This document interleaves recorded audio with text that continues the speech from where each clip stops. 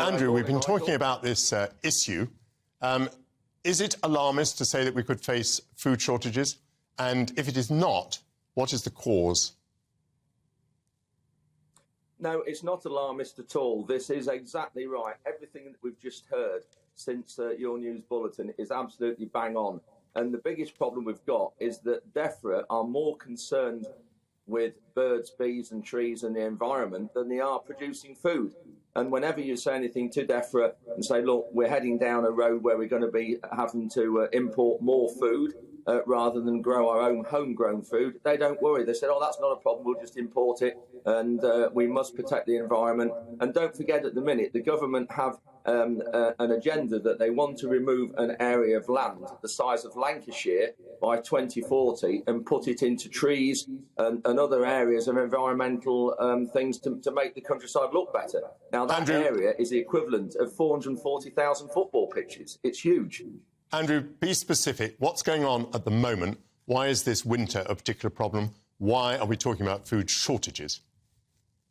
Well, we're talking about them at the moment because Ukraine, yes, has had a major impact on it, and Russia. Fertiliser prices have gone up around 300% in the last couple of years. A lot of fertiliser has come from Russia and Ukraine. But the problem we've got with that is that there are 2 fertiliser factories in this country that are mothballed, and the government don't seem to want to do anything about it and secure our fertiliser. And so we've got a fertiliser shortage in this country, and nitrogen shortage particularly. And this is why we're looking at our cost of production is going up, because we're having to rely so much on imports. Michael Oakes, may I speak to you specifically about dairy? What is the great problem in dairy, Michael?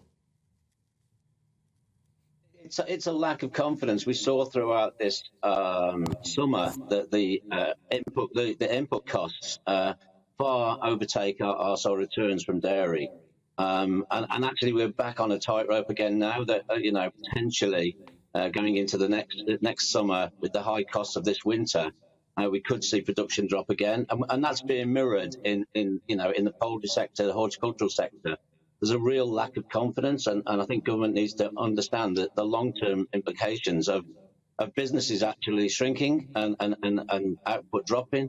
And it's not just going to come back overnight. I mean, we need government, in effect, to declare exceptional market conditions and actually work with the industry and work with the NFU to put confidence back into the industry to make sure that British produce is available on consumers' plates.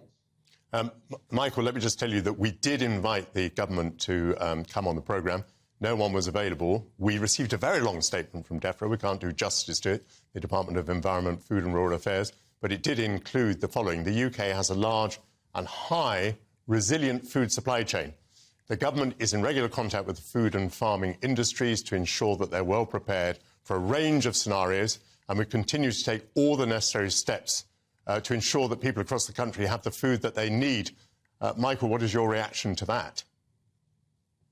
That's not what it feels like from the NFU's point of view. I mean, we are in regular dialogue with government. We've seen massive churn within DEFRA recently of both civil servants and ministers change. Our hopes are on the back of Mark Spencer, the farming minister, that, with his background coming from farming, he was an ex-dairy farmer, that actually they will actually sit down and listen.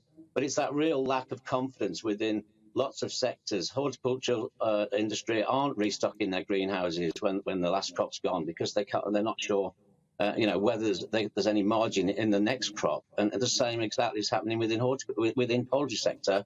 And dairy, as I said, is on a tightrope, and other sectors will follow. There's that real lack of confidence and no sign that government wants to sit down with us, understand the issues, and work positively together to make sure that we can feed British consumers.